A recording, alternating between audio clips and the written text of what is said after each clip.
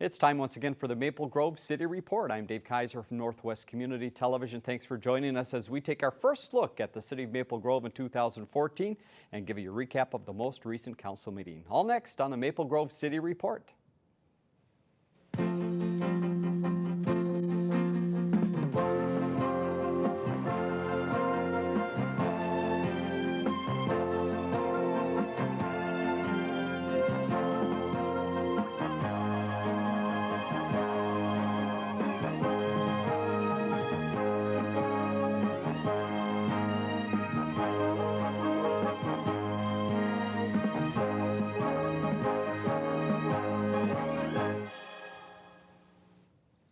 And thanks again for joining us on the Maple Grove City Report, joined by Al Madsen, City Administrator for the City of Maple Grove. Happy New Year to you, Al. Same to you, Dave, and everybody here at the station. We're back at it here for 2014, so I think we might have a little 2013 recap talk to do and a little looking ahead, but we did have a council meeting that occurred on the 6th. Relatively long meeting for the City of Maple Grove, but that was because of a couple items that went on. We'll get to that in just a second. First, what's new around town as we start 2014? January 23, Patrick's Cafe and Bakery will have their ribbon cutting, and they're taking the space that was formerly occupied by California Pizza place. And your pizza order may be ready right now, right? I see that, yeah, I thought I had that shut off. We're looking forward to that. Punch Pizza is going to be taking space in a vacancy where Qdoba was, and that's in the shops. Right. Both of those actually are in the shops. We have Freddy's Steak Burger and frozen yogurt or frozen custard, I guess, has acquired actually one of the freestanding lots that's still available in the shops at Arbor Lakes. Okay. When you come into the shops at Arbor Lakes, right at the signals there, it's kind of like kitty corner from REI. There's a corner spot right there. Okay. They have not yet come in with a plan for us to review, but my understanding is that they have bought the land. Okay. Twin City Dental is also going to be building a office facility, and that also is in the fountains at Arbor Lakes on one of the freestanding parcels. So little by little, the freestanding parcels are starting to get snapped up. Price Mechanical, we're very happy that Price Mechanical, which is a division of Price Industries, which is a Canadian corporation.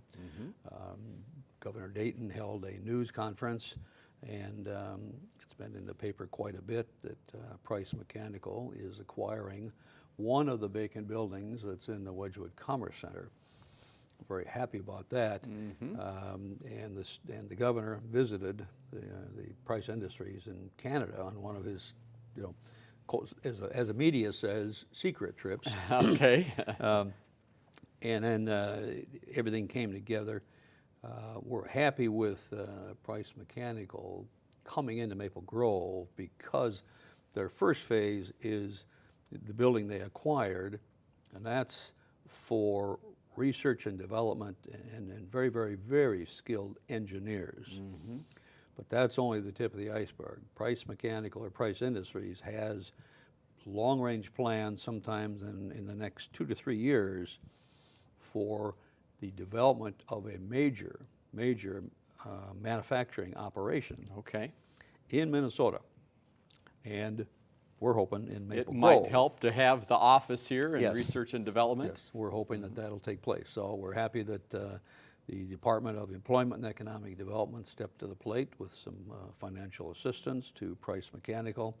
Also, the governor was very, very supportive. So we're hoping that the fact that they've got their key engineering operation now in Maple Grove, when the day comes to start a manufacturing facility, that we will be #1 on their list. Excellent. So my guess would be it's going to be a combination of some new job opportunities, but probably some people coming from Canada, I would guess. I'm not totally certain about that, but I would say that's probably a good assumption. Price Mechanical is a brand new But Price Industries is a long time, very, very large corporation. Price Mechanical is a brand new development that's been spun off by Price Industries. But there's about 40 jobs that will be generated from just the first phase. When they do start to get into manufacturing, then we're starting to talk hundreds of jobs. Right. So the other thing is, you know, we lost Olympus out of the Wedgwood Commerce Center to went to Brooklyn Park. So there, over the next 2 years, there will be vacant space that will start to occur. Right. Might be a good opportunity then for Price to start moving into some of that vacant space. So Makes sense. we're hoping it'll all come together. So And last question about that, what type of things do they put together? What is their true business, or what type of products? well, you know, that is a good question. Okay. I've read a variety of different things about it, and you know, I'm not totally certain either. Okay. They get involved in very, very sophisticated HVAC systems, heating, ventilation, and cooling systems, but not your typical rooftop mounted or ground mounted. Sure. They're very sophisticated, and that's what the engineers at the Maple Grove facility will continue to work on, is the design of this highly creative and unique, at least as they feel, type of an HVAC. So. All right, we'll keep you up to date on that. As more news comes out, we'll let you know. What else is happening? Building permits, single-family building permits. We ended the year at 236 as compared to 224 last year. I kind of thought maybe we'd hit 300, and so did my building official. The way things started out, and Right. then they started to taper off. Now, the 236, that's single-family building permits. That does not include the Sky Harbor Lakes Phase 1, Right. which is about 200. It does not include the first phase of Bottineau Ridge, which is 50. Does not include Silver Creek on Main. First phase is 195. Those are multi-units. You know, Silver Creek is a single-family, or excuse me, senior development. Right. Their signs are up. They're now on the site. Sky Harbor Lakes, work is going on over there. Yep. And again, that's market rate rental. And then Bottineau Ridge, that is a rental, but affordable housing rental. Okay. So start to add those numbers in, and 14 we'll see a nice, So strong you've looked number. into your crystal ball for single family for 2014. Are you ready to make an estimate on that? I think that we'll exceed 13. I think that we could knock on the door of 30, because there are 300. I mean, there are several developers out there that are trying to put together some, what I deem to be, in today's view anyway, large tracts of land. Years ago, large Right. tracts of It's a land little was probably different. 100 acres, but now it's 25, 30, 40 acres. Sure. But we have a couple of developers that are working hard to amass a fairly sizable amount of land design for residential development. So I think that we could easily hit 300 next year. Okay, So, yeah. very good. So hopefully that'll be the case. Just to let our viewers know, even though it's a ways off, but June 12th is our farmers market. So Wonderful. yeah, so gotta that start- sounds good. you Let's got- think about that time of the year right now. Considering the way the weather has been, yes. So that'll, again, that's at the community center, and 3 to 7, and that'll be just a great success again. And Carol and Kirsten, they're feverishly putting together the I can imagine. 2014 schedule, so that'll be great.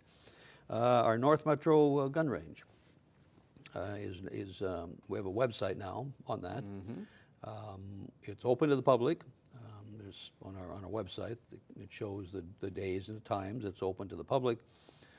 We are getting more and more folks come and visit there, so we're happy with Good. that. You know, that's one of those where we also have a partnership with the City of Plymouth Police Department and us, and so that works out well. We're getting a lot of inquiries and a lot of participation by some smaller law enforcement agencies, also some federal agencies, and so that's working out very, very well. Good. Hennepin County is not part of it. They decided not to go along with us, but we're doing very, very well. and the interest just continues to seem to grow. So Okay, and so people can obviously go online and find out information about booking a time or when Right. you're open, just stop by. you're absolutely right. Okay. Vern Manning, who is our park superintendent, has decided to retire. Vern has been with us for over 35 years, and so we're losing a tremendous amount of history. And Vern was very dedicated in his job, and certainly has a lot of history that will be gone. Yeah, parks were a little different 35 years ago. Were they ever? They clearly were, no doubt about that. Just to give people a heads up, in March, the value notices will start to go up, or go out. So values are going to be increasing, which if you're looking to sell your home, that's good news. Right? And in most cases, I think people will be happy to see the values start to Sure. climb, whether they're going to sell their home or not. So it's been a long time coming. Right. So, National Night Out. I don't know if Ken mentioned this at the last show, or maybe I even mentioned it Might be a before little that. award I Yes, recall. yes. Maple Grove was the first in the nation for National Night Out in our population Congratulations. category, and so that's a tremendous honor. So, we're very happy with that. Just a couple other things relating to engineering. County Road 101 and Rush Creek Bridge replacement. There is work that the county is going to be doing, but there's also extensive culvert work that is going to have to take place. Okay. And so that is going to cause some disruption of traffic flow. I'm not certain exactly how long that'll take place. There will be a public informational meeting that will be held at the Corcoran City Hall, and that will be from 6 to 7 p.m. on January 23. But it certainly is going to cause some disruption to traffic, but the culverts are in terrible shape and do have to be replaced, so needs to be done. And what is the timing on that? When do you think that project will begin? Well, it'll clearly begin in spring. I'm thinking April. I mean, depending on the weather. Right. If the icebergs Right. are still with us in April, but April, May. Yeah, Okay. It'll start working. And then we're working on our plans for the repaving of Fernbrook Lane from County 30 to 101st Avenue, and then also County 30 east of County Road 81. And so that's a project that we've talked about for the last couple of years. And so the roads remain open, but it still does cause some disruption in sure. traffic. Just Right. things have to slow down a little bit. Okay. So other than that, the council meeting was an hour long. It's one of those where it's the first meeting of the year, and we do a lot of official things. We have to appoint the mayor and members of the council as liaisons to a variety of our boards and commissions. We have to appoint staff as well as the mayor and myself to a variety of organizations that the city belongs to. We had Troop 211 that presented the colors and led us in the Pledge of Allegiance. And then Pastor Platek gave the invocation from the Maple Grove Free Evangelical Church. And so it's those things. We also appoint the official city attorney and the official city newspaper and things like that. Right. It's things that every year we need to go through and do it at the first meeting of the year. And then the mayor and city council also gave their thoughts on 2013 and what they're looking forward to in 2014. And the mayor will actually be doing a repeat performance. Right. Because at the upcoming Chamber of Commerce event, which is the State of the Cities, the mayor will have a PowerPoint presentation and will talk about, again, what's happened in 2013 and what we're looking forward to in 2014. So Any highlights that you recall out of the mayor's and council members' comments as they look back at 2013 and what stuck out to them? Well, I think some of the things that stuck out was, unfortunately, we didn't get our TIF legislation approved by the legislature.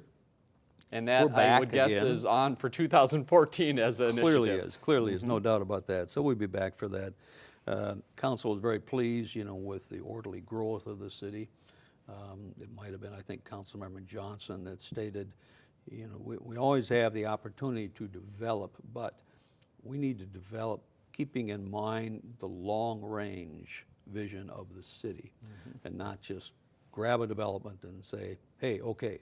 Right. May not fit with the long-range view of the city, and so he was very pleased with that. All of them were very pleased with the dedication of our staff. We just have a tremendous base of wonderful employees that just makes everybody's job a lot easier. It makes the council's job a lot easier. The less phone calls they get from irate citizens, the better they like it. So. And I would guess Highway 610 might have come up a time or two in some of the comments? It did. Yeah, you read my mind. It did, no doubt, especially the mayor. He's worked on that for many years, very diligently. And so, yes, they all commented how grateful that the legislature and the governor, the legislature created and the governor signed into law the program which allowed $300 million in bonding for transportation projects, and we were able to pick off $130 million of that for 610. Now, there's still some additional work that has to be done. But that is just a tremendous boost to get that going, and probably August of 2014. By the time they get all the specs put together, I think their plan was to send out proposals, I think in August, have those come back, be reviewed in September. So again, we're not going to see a lot happen in 2014. Right. Later this fall, we'll start to see things happening. But so we still have some additional work to do, but we'll take 130 million. Yes. We're not going to argue. Right. We're not going to argue. So, as I mentioned, this past meeting was pretty much of a formality type thing. We did hire Heather Bergen Albrecht to be our GIS individual. We had a vacancy, and individual resigned and moved out east, and so Heather has been hired to replace that individual. And also we had a vacancy in our police officer position, and Courtney Strufert is going to be taking over as a position of police officer. So both of those hires, and so we welcome both individuals to the city. Before we got into and it wasn't real much meat to the matter for the council, but Sheriff Stanek gave a presentation to the city council on things that his office has been doing in 2013, what he's looking for in 2014, provided a wide range of statistics, and also was very complimentary of Chief Jess as well as the entire Maple Grove Police Department. So we're very happy about that. So he gave a very nice presentation. Good. Maple Grove was selected as a heart-safe community. We were presented with an award, which means, and I think Plymouth was number 22, and I think we're number 23 to be awarded that. It's a program that's, when they call it heart safe, how much knowledge is out there about heart, how much knowledge is out there about healthy things, defibrillators. Right. We have a variety of defibrillators placed throughout our public buildings, and then the health and safety of our schools, churches, things like that. So there was a lot of information that Fire Chief Scott Anderson and Police Chief Dave Jess had to pull together. Okay. Pulled everything together, and we were selected as a heart-safe community. Very good. So we're very pleased about that. We had to have a couple of public hearings. Mongo Grill has decided to, they've been in Maple Grove for a while. Right. They've decided to start selling wine and 3-2 beer. So we had to have a public hearing for that to issue the license. No one from the public came out and objected, and so council, as they do to everybody that comes in before the council, seeking a liquor license, the council lays out, we're great to see you tonight, but we don't want to see you again. Right, the rules were explained. That's correct. The rules were explained very, very clearly. So they were granted their liquor license. Great. We then had to have another public hearing.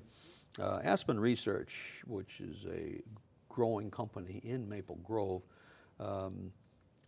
they received it's called the Minnesota Investment Fund loan from the Department of Employment and Economic Development. And they have a series of goals that were established, and one of them was job generation. They're almost at that number, at the goal, but they're still a little shy of it. So DEED wanted us to have a public hearing to extend that by 1 year. It's a formality, Okay. and certainly we have no problem with it because the company is growing, and just it was a matter of formality, paperwork more than anything else. Sure. And so, but we are required to have a public hearing. So we had the public hearing, and again, nobody objected. Okay. And so Aspen will be granted an additional year. And then we spoke earlier about Price Mechanical. Right. Even though the governor made the announcement, and even though they've acquired the building, we still had to have a public hearing on the granting of a resolution. In the case of Price Mechanical, they will be receiving a $750,000 grant from DEED. Our city, though, had to adopt a resolution as part of their overall approval process. And so that required a public hearing. No issues with that either, and so that was approved.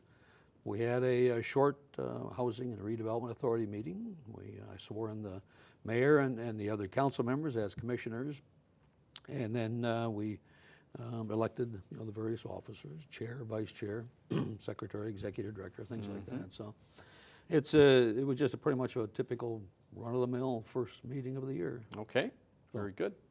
And what's on the horizon? Anything in late January or February that you are working on in Planning Commission or some of the other committees that might be coming before the council? Well, actually, the upcoming Planning Commission's been canceled Okay. because the workload just isn't there right now. And so we have, will be Freddie Steakburger. They'll be coming in. Right. So that'll be coming to the Planning Commission.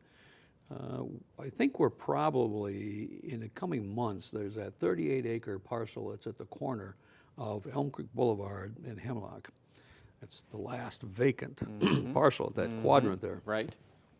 A major developer who we have had tremendous experience with, good experience, long time experience, but has played a role in the development of our downtown area, has reached a decision to acquire that parcel. Okay.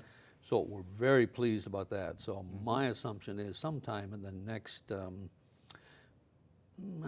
45 to 60 days, maybe we're going to see a concept come in for the development of that. It will involve some retail. It'll involve a hotel, restaurants, office, a wide range of things. I'm happy with this because well, it's a developer that we're very comfortable with, but it's something that I think that we're going to really be happy to see the end result of finalizing out that particular quadrant. Right. So, And there were some pretty big plans for that. Was it a year or two ago that were on the table and we're starting to gain some steam? many years ago, there was a plan called the Reflections. Okay. That was, let's just say, overambitious by the developer. Okay. And that, for lack of better terms, went nowhere.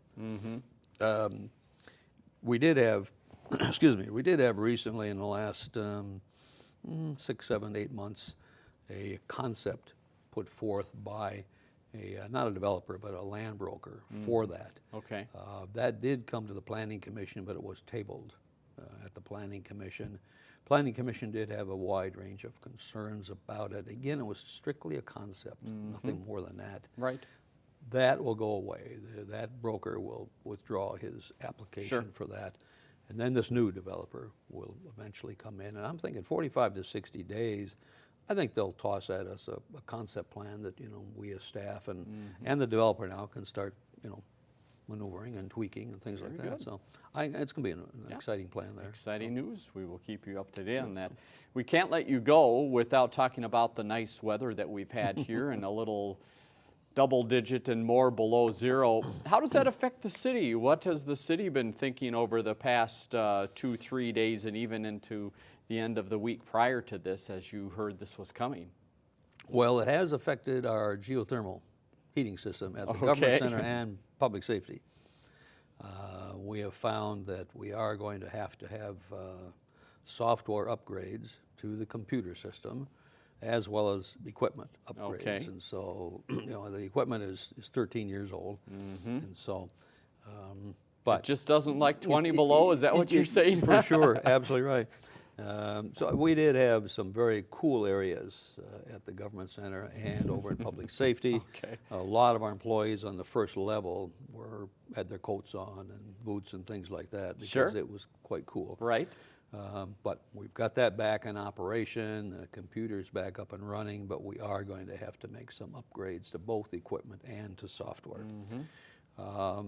The operation of the city, I think right now have spent 25% more on our snow plowing budget than we did at this time last year. Interesting. So even though we haven't had major snowstorms, we've had these snowfalls of 2, 3, 4 inches. Right.